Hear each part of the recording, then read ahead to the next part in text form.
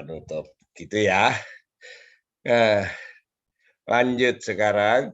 Nah, ini gagasan kalau kita lihat dari Yesusnya ya. Kalau kita lihat dari orangnya, kita kemarin kan gitu. Ide khotbahnya kan Yesus memanggil kita untuk menjadi manusia. Kemudian tanyaannya misalnya, orang seperti apa yang dipanggil untuk menjadi pemenang jiwa? Nah, lihat ini nih contoh lain ya. Satu ayat, satu bagian firman Tuhan, tapi ini dimensinya atau perspektif yang dilihat adalah orangnya. Kalau tadi kan Yesusnya, bagaimana Yesus memanggilnya, Yesus memperhatikan, Yesus mengajak, Yesus membentuk. Dan kalau saya lihat bagaimana orang yang dipanggil itu, makanya di sini kan kata tanyanya bukan bagaimana Yesus memanggil, tapi orang seperti apa yang dipanggil oleh Tuhan Yesus menjadi pemenang jiwa. Nah, di sini orang yang rajin bekerja. Nah, dari mana saya rajin bekerja? Ingat waktu itu Simon dan Andreas sedang menebarkan jalannya. Sekalipun itu sudah pagi, sudah saatnya pulang, dia masih menebarkan jalannya. Ini yang membuat Yesus memperhatikan mereka. Jadi Yesus memanggil orang yang rajin bekerja. Kemudian Yesus memanggil orang yang apa? Yang meresponi panggilan ketika Yesus berkata, ikutlah aku. Simon dan Andreas langsung ikut. Nah, tidak dijelaskan di situ, tapi itu pasti langsung ikut. Ya, kan, dan akhirnya kan dikatakan meninggalkan jalannya. Itu kan dan ikut, jadi merespon. Kenapa meresponi panggilan? Ya karena memang kita merespon panggilan kan. Kemudian orang yang berani bayar harga. Kenapa? Meninggalkan jalannya, meninggalkan perahunya, meninggalkan semuanya untuk ikut Yesus. Dia berani. Nah, lihat di sini kita sudah mempunyai ide, gagasan inti. Yesus memanggil kita untuk menjadi pemenang jiwa. Orang seperti apa yang dipanggil Tuhan untuk menjadi pemenang jiwa? Pertama, orang yang rajin bekerja. Perhatikan di dalam ayat 18. Yang kedua, orang yang meresponi panggilan. Perhatikan ayat 19. Yang ketiga, orang yang berani bayar harga. Perhatikan ayat 20. Gitu ya. Nah, sesudah ini intinya. Ini adalah saripati dari isi khotbah kita, yaitu orang yang dipakai Tuhan untuk menjadi pemenang jiwa. Orang yang rajin, orang yang responsif, orang yang berani bayar harga. Nah, sekarang bagaimana ini dikembangkan? Dibuatlah poin-poin kecil untuk menjelaskan rajin bekerja itu maksudnya apa, meresponi panggilan itu seperti apa, membayar harga itu seperti apa. Nah, sesudah semua itu baru kita membuat pendahuluan dan penutup. Nah, kira-kira itu. Jadi hari ini kita akan mencoba melihat bagaimana mengembangkan ide khotbah yang sudah menjadi poin-poin besar menjadi poin-poin kecil yang lebih rinci, dan nanti kalau itu sudah selesai kita bisa pendahuluan atau penutup. Paling tidak hari ini kita akan mencoba mengembangkan poin-poin dari ide khotbah yang dijelaskan dalam poin besar, diperjelas, dirinci menjadi poin-poin kecil. Nah, bagaimana mengembangkannya ini menjadi poin-poin kecil ini? Ya, ini contoh ini ya, ide khotbah yang tadi bagaimana Yesus memenangkan jiwa, memanggil kita untuk menjadi pemenang jiwa ini. Umumnya ketika orang mempunyai gagasan ide seperti ini, bagaimana Yesus memanggil atau Yesus memanggil kita menjadi pemenang jiwa. Bagaimana caranya Yesus memanggil kita? Itu Yesus memperhatikan kita, Yesus mengajak kita, Yesus untuk kita. Kalau tadi kan orang yang seperti apa yang dipanggil Tuhan untuk menjadi pemenang jiwa? Orang yang rajin bekerja, orang yang meresponi panggilan, orang yang rela bayar harga. Nah, sudah itu umumnya adalah pengembangan berupa penjelasan. Kenapa penjelasan? Karena kecenderungan orang berpikir umumnya berpikir dengan otak kiri, otak yang lebih matematikal, otak yang lebih umum,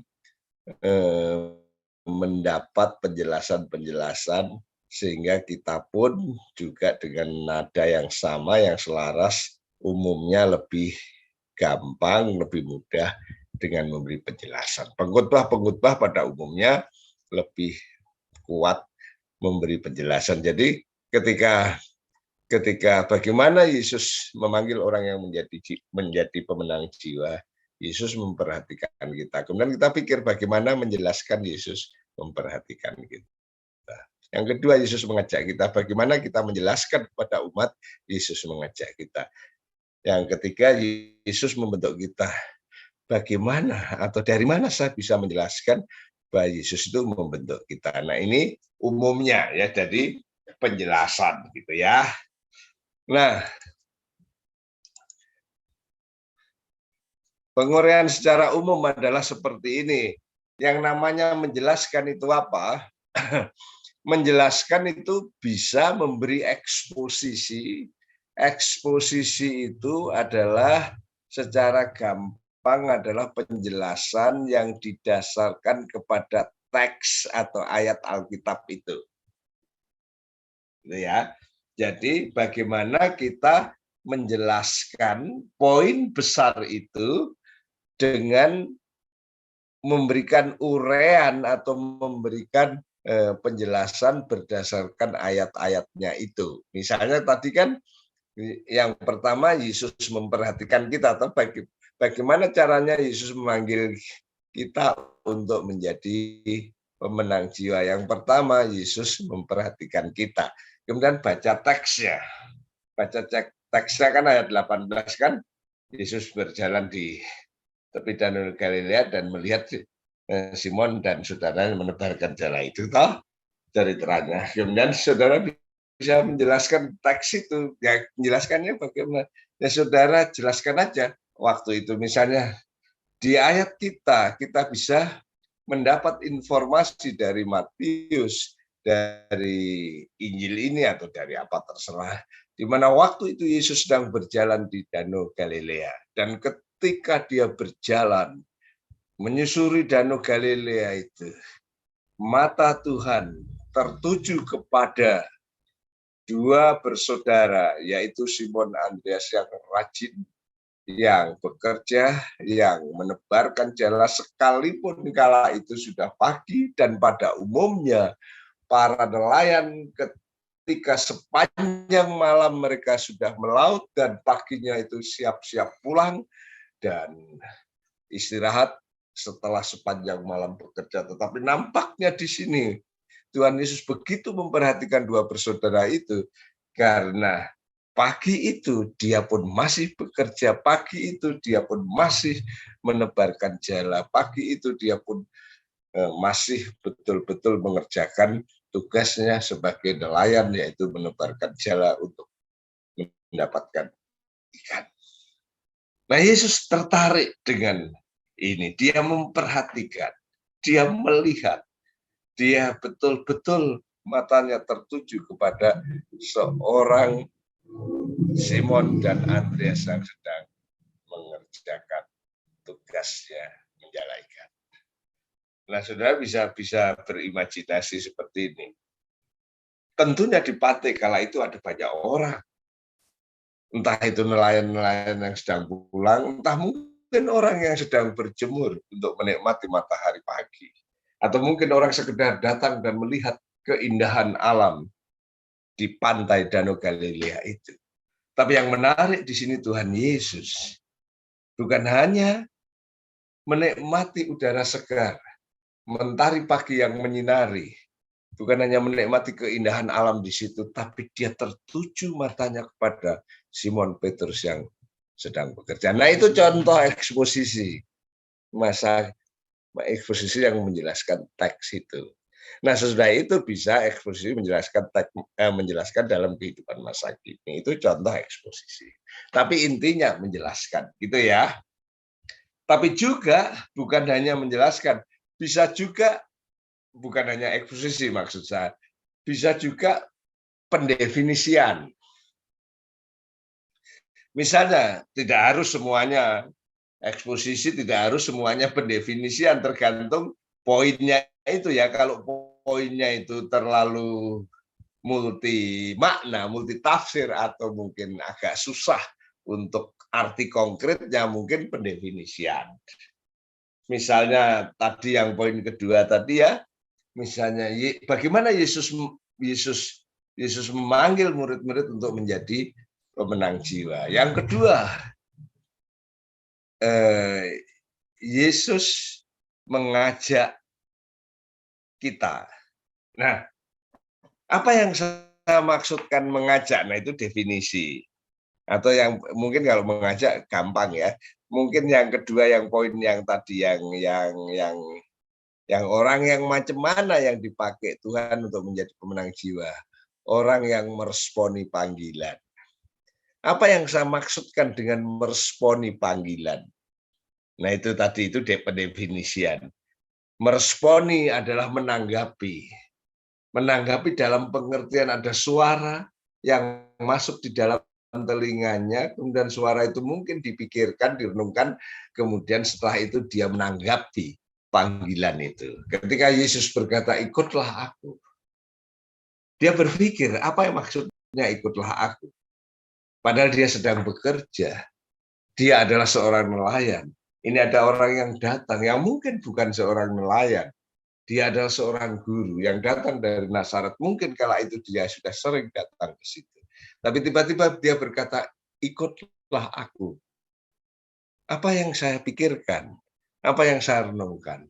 Dan ketika saya mendengar kata-kata itu, saya pikirkan itu, kemudian saya meresponi panggilan itu. Saya menanggapi panggilan itu.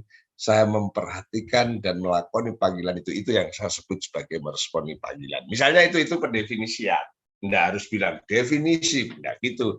Nggak harus berkata kata respon dari akar kata ini yang menurut kamus artinya nggak harus seperti itu. Bisa menjelaskan dengan cara yang ya santai tapi logis, tapi masuk akal dan mudah seperti itu. Itu pendefinisian. Bisa juga pembandingan, tergantung poinnya ya. Bisa pembandingan, membandingkan. Ada ragu aja dibanding-banding, tapi bisa membandingkan ya. Membandingkan misalnya membayar harga. Tadi kan orang yang dipakai Tuhan untuk menjadi pemenang jiwa, salah satunya adalah orang yang rela membayar harga. Apa yang saya maksudkan membayar harga itu pendefinisian. Tapi kalau membandingkan misalnya ketika seseorang gimana ya, membandingkan itu pokoknya ada perbandingan. Di satu sisi kalau membayar sesuatu pasti dapat sesuatu, yaitu membayar yang umum. Tapi ini tidak. Ini dia ketika dipanggil tidak ada janji apa-apa, hanya ikutlah aku. Tapi dia berani membayar harga itu. Nah, mungkin gini caranya membandingkan. Ketika seseorang dipanggil oleh siapa, misalnya ketika seseorang melamar sebuah pekerjaan dan diterimanya, pasti pertanyaannya adalah saya mendapat honor atau gaji berapa dalam bulanan itu. Sehingga dia bisa menghitung-hitung cocok enggak dengan bobot pekerjaan yang akan saya lakukan dengan gaji yang saya terima. Tapi di sini Petrus ketika dipanggil Tuhan, dia tidak ada hitung-hitungan biaya atau harga yang dia terima. Tapi yang menarik, dia langsung ikut. Nah, itu yang saya maksudkan, dia berani membayar harga. Nah, itu seperti membandingkan kalau orang zaman sekarang masih tanya-tanya ini, tapi ini tidak seperti itu. Kemudian persamaan, sudah pasti tahu ya, persamaan adalah bagaimana sesuatu yang sama biasanya seperti kayak gitu. Seperti ini, dia ini, seperti ini, ya, itu persamaan. Kemudian pembedaan itu yang membedakan hitam itu tidak putih misalnya. Ya, memperhatikan itu kebalikan dari mengabaikan. Tuhan tidak pernah mengabaikan orang-orang yang setia, orang-orang yang kerja keras. Baliknya, dia memperhatikan. Perhatikan di sini ada banyak orang, tapi dia mengabaikan yang lain, dia memperhatikan orang yang rajin bekerja. Kira-kira pembedaan seperti itu. Kayak pembuktian. Pembuktian itu juga sama tergantung poinnya ya. Misalnya poinnya doa mengubah sesuatu. Atau lebih ekstrim doa mengubah dunia. Apa buktinya bahwa doa mengubah dunia? Seperti itu. Orang yang rajin persembahan pasti diberkati. Apa buktinya? Ya itu. Jadi penjelasan itu secara umum yang dipakai oleh seorang pengkhotbah adalah penjelasan.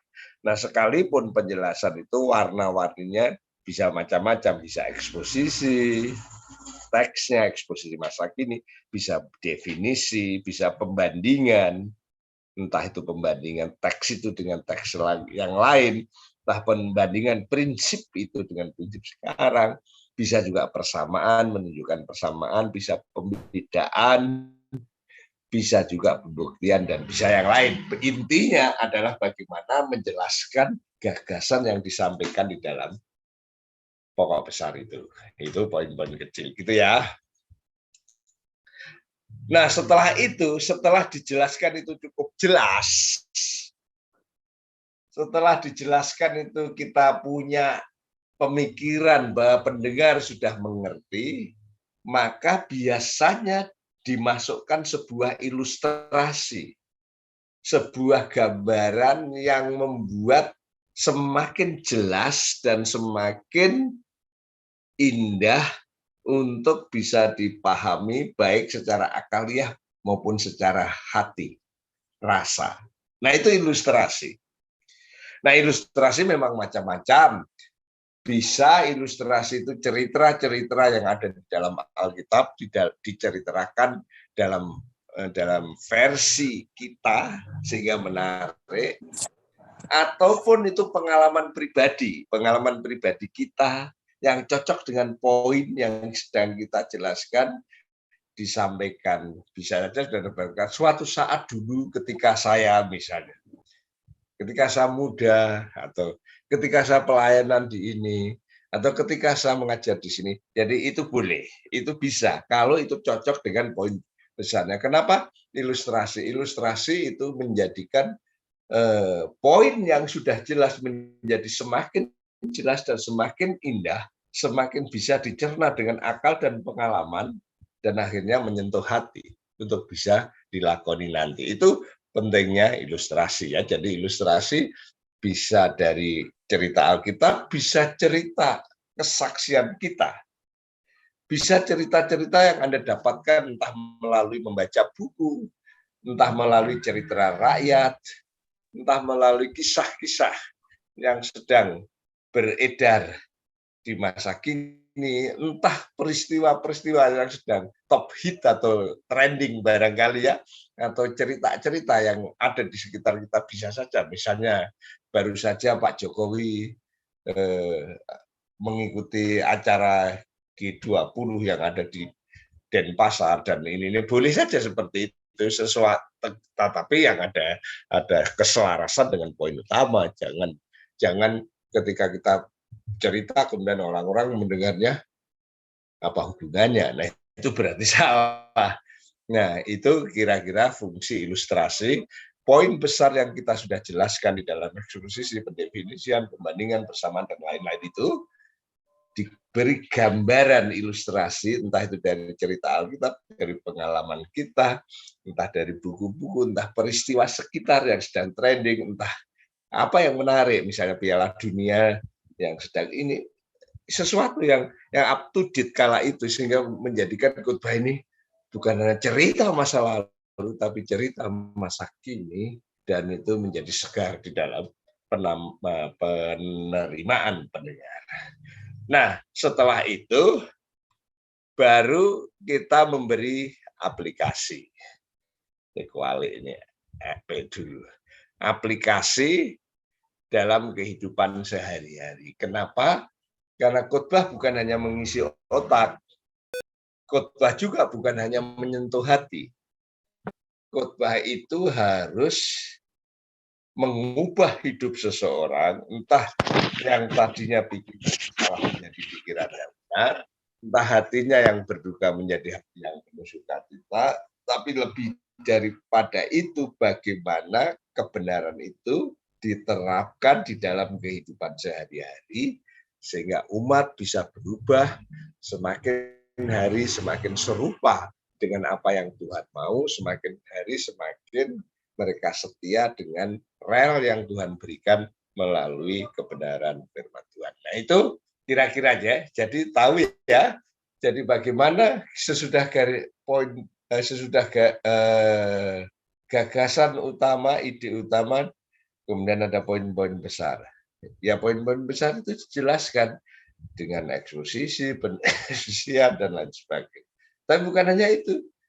Kalau toh itu sudah jelas, supaya menarik, kasih ilustrasi. Tapi sudah ilustrasi, kasih aplikasi gitu. Nah itu poin besar yang kedua. Bagaimana sama? Eksposisi, kemudian ilustrasi, aplikasi. Selesai. Kalau masih ada poin tiga ya sama. Bagaimana dijelaskan, bagaimana dilukiskan melalui ilustrasi, dan bagaimana diaplikasikan. Nah itu yang paling umum, yang paling biasa, yang paling mendasar, yang sering dilakukan oleh seorang pengkhotbah. Sekalipun nanti ketika sudah pandai, tidak harus berurutan seperti itu. Bisa saja poin besar langsung diilustrasikan, kemudian dijelaskan, diaplikasikan, bisa kayak gitu. Bisa saja nanti dijelaskan, kasih ilustrasi, diaplikasi, dikasih ilustrasi lagi, bisa saja seperti itu. Tapi warnanya bisa macam-macam. Tapi fokusnya tetap sama, menjelaskan tentang apa? Yesus memperhatikan Anda. Menjelaskan tentang apa? Yesus membentuk Anda. Menjelaskan apa? Yesus mengajak Anda. Ya seperti itu. Ngerti ya? Kira-kira itu bagaimana menjelaskan secara umum. Sehingga kalau kita lihat dari segi bentuk secara umum adalah seperti ini. Jadi tema utama atau gagasan utama atau ide utama dijelaskan di dalam poin besar.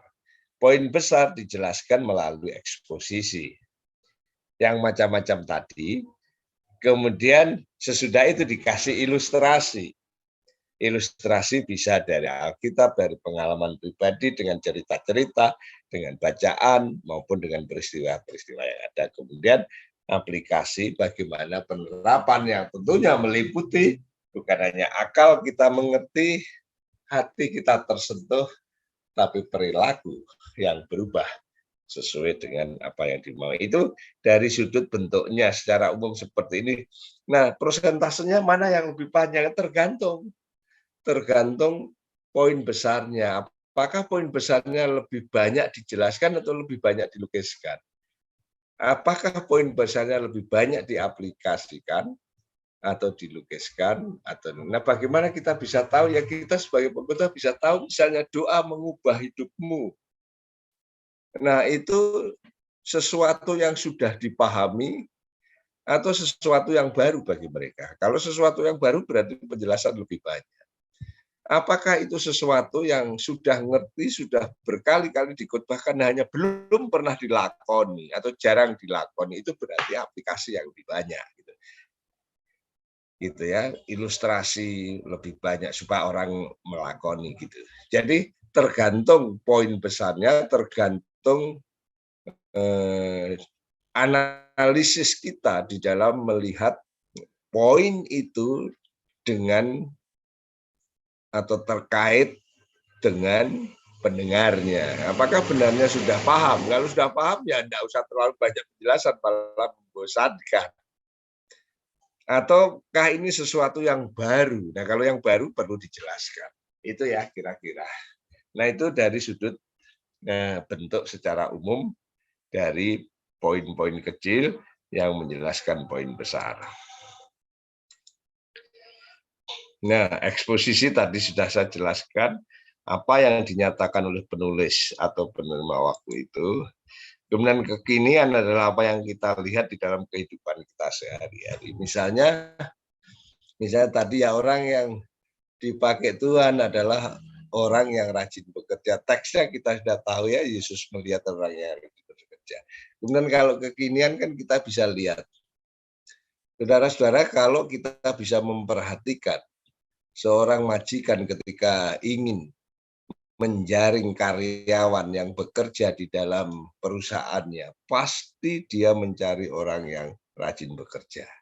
Memang sih ijazah diperhatikan, mungkin karakter juga diperhatikan, dan mungkin yang lain. Tapi lebih daripada itu yang diperhatikan biasanya adalah rajin bekerja. Kenapa?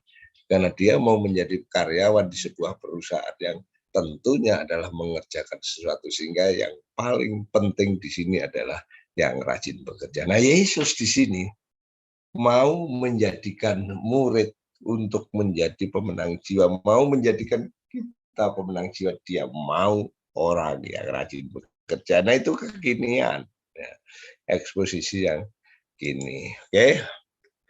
Nah, bagaimana dengan yang lain? Nah, ini mungkin adalah yang bagaimana mengembangkan teks itu yang mungkin lebih khas ya. Umumnya adalah penjelasan, sudah saya kasih tahu ya. Tapi bagaimana kita mungkin bisa mengembangkan yang dalam pengertian khas. Dalam pengertian khas itu apa? Kita mempunyai kecenderungan lebih mudah menangkap sebuah lukisan, menangkap makna sebuah lukisan daripada mencerna sebuah data statistik. Ngerti maksudnya ya? Ada orang yang lebih mudah menerima, menangkap, mengamati, dan menyimpan gambar daripada menyimpan data, angka, seperti itu. Nah, kalau kita cenderung seperti itu, maka ketika kita melihat teks dan garis besarnya itu, kemudian kita mungkin langsung melukiskan, mencari cerita. Cerita apa yang paling cocok untuk melukiskan kebenaran ini? Kisah apa yang paling cocok untuk melukiskan, untuk menjelaskan kebenaran ini? Ini tipe orang yang mungkin seandainya disuruh berpikir matematik atau menggambar, dia akan memilih menggambar. Ketika dia disuruh memilih untuk menghitung dan membuat statistik atau membuat apa yang terkait dengan hitungan itu, dia lebih suka, enggak, aku pilih yang menggambar aja. Nah, orang yang seperti itu juga ada tempat di dalam khotbah, ada tempat di dalam ilmu berkhotbah ini, tapi ini adalah kekhasan seseorang. Bisa juga ini begitu menarik karena dia bisa membuat cerita itu yang begitu hidup sehingga teks itu bisa dipahami lebih indah. Nah, biasanya juga menggambarkan poin-poin dengan gambaran yang menarik, yang tentunya cocok dengan suasana, cocok juga dengan pendengar, gitu ya. Jadi kalau misalnya pendengarnya simbah-simbah yang nggak tahu sepak bola, kemudian saudara cerita tentang indahnya sepak bola, mungkin simbah itu pulang pusing. Apa sih indahnya sepak bola? Satu bola direbut 22 orang. Mana indahnya. Saya pernah cerita di ronda malam, kemudian saya mutar TV di ronda malam itu, wah ini bagus sekali karena ada sepak bola antara Argentina melawan Brasil. Ini sebuah gaya yang mirip dan sama, dan ini bertanding itu pasti indah, pasti bagus. Meliuk-liuk membawa bola dari sini dioper ke sana, direbut ke sini. Nah itu saya bisa menjelaskan seperti itu indah. Kemudian ada simbah-simbah, mana indahnya, apa indahnya satu bola direbut 12 orang, 22 orang. Nah itu berbeda kan, jadi sudah bisa melihat di situ bagaimana melukiskan itu juga berbeda. Atau kalau sudah mau lebih dalam lagi juga, coba perhatikan ketika Musa menceritakan kisah kenyataan bagaimana Firaun mengejar tentara Israel di Laut Merah dan akhirnya mereka ditenggelamkan di Laut Merah dan Israel bebas berjalan di tanah kering di Laut Merah itu. Nah, Musa menceritakan dalam dua versi di dalam kitab Keluaran. Saya lupa pasal 14 atau 13, nanti cek sekitar 13, 14, 15. Yang satu diceritakan dalam cerita yang berangkat dari fakta-fakta yang dialami. Itu narasi cerita. Tapi yang satu diceritakan dalam puisi, karena dia mengarang sebuah nyanyian mengenai kisah itu. Nah itu akan berbeda caranya ketika dia menceritakan tentang kisah Firaun ditenggelamkan di Laut Merah oleh Tuhan, itu ketika diceritakan dengan lukisan yang mengisahkan kisah itu menarik karena ditenggelamkan, dilemparkan dan seperti itu. Padahal kan kenyataannya tidak dilemparkan, kan dia masuk sendiri. Tapi istilah-istilah itu muncul. Nah ini melukiskan, menggambarkan seperti itu. Nah itu contoh. Nah kemudian bisa saja orang yang dia tidak berpikir matematik, tapi juga dia tidak berpikir tentang lukisan atau puisi atau yang berkaitan dengan rasa, tapi dia orang praktisi sehingga yang dia pikirkan adalah mempraktekkan. Apa bisa juga, misalnya ya, misalnya tadi ya, bagaimana Yesus memanggil kita untuk menjadi pemenang jiwa. Yang pertama, Yesus memperhatikan kita. Kemudian dia pikir gini, kalau saya menyatakan Yesus memperhatikan kita, apa sih realitanya? Nah, kemudian dia bisa bilang, ada banyak orang yang merasa tidak diperhatikan. Ini sebuah realita. Jadi dia mungkin melihat kondisi real. Ada banyak orang di dunia ini yang merasa tidak diperhatikan. Jangankan oleh orang-orang dekatnya, bahkan oleh Tuhan pun mereka merasa tidak diperhatikan. Kalau kita bisa lihat fenomena seperti itu, misalnya di Facebook saja, itu kan ketika orang pasang status, pasang apa yang mereka rindukan? Supaya orang memperhatikan, supaya orang memberi komentar, supaya orang like, supaya orang memberi respon. Jadi ini melukiskan bahwa orang itu sebenarnya merasa tidak diperhatikan oleh siapapun sehingga dia ingin diperhatikan oleh Facebooker atau oleh orang-orang lain. Nah hari ini ketika Tuhan Yesus memilih para murid kala itu dikatakan dia memperhatikan kita. Wujud konkretnya sebenarnya bagaimana kita bisa memahami bahwa Yesus betul-betul memperhatikan kita. Nah itu sesuatu yang praktis, sesuatu yang real, sesuatu yang pragmatis yang dicari dan diingini oleh pendengar saat ini.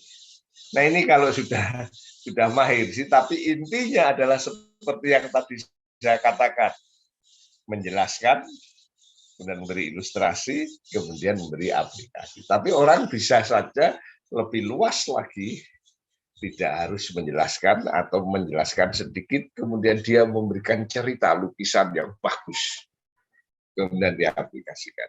Tapi orang bisa tidak menjelaskan, juga tidak memberi lukisan, tapi dia praktisi. Misalnya, Yesus mengajak kita. Pernahkah saya diajak Tuhan? Kayaknya kok enggak. Yang pernah saya diajak orang tua saya diajak tim saya. Nah itu praktis. Kemudian dia pikirkan, bagaimana saya ceritakan ini? Kalau kita lihat kehidupan sehari-hari, kita barangkali pernah diajak oleh teman untuk melakukan ini, ceritakan. Atau mungkin diajak bapak kita ini. Tapi Tuhan mengajak kita. Kayaknya kok saya tidak tahu maksudnya, apa realitasnya, apa praktisnya. Nah ini ya orang yang praktisi, yang seringkali seperti itu. Nah itu pasti kalau kita sudah mahir mengamati situasi-situasi, kondisi dan keadaan seperti itu. Nah bagaimana cara melakukannya yang cocok dengan kondisi masa kini seperti itu. Saya teringat ada seorang teman sekarang mengajar di Amerika, orang pintar. Kemudian ketika ada satu pengkhotbah yang melukiskan tentang seorang Allah itu seperti seorang bapa yang baik. Dan diceritakan macam-macam. Nampaknya ada seorang pemudi yang ketika mendengar itu hatinya berontak. Dan dia tidak bisa menerima kebenaran itu, tapi karena pendengar kan tidak bisa diterima. Tapi ketika diberi tantangan, Tuhan adalah seperti Bapak kita yang baik. Yang kalau toh kita berbuat salah, dia terbuka pintu maafnya selebar-lebarnya asal kamu datang. Seperti itu. Dan ketika tantangan disampaikan, anak ini teriak, saya tidak mau kalau Tuhan itu seperti Bapak. Tahu maksud saya? Ternyata ketika di konseling, diperhatikan, dia adalah orang yang besar dalam kondisi yang sangat memprihatinkan karena bapaknya tidak bisa menjadi contoh baik di dalam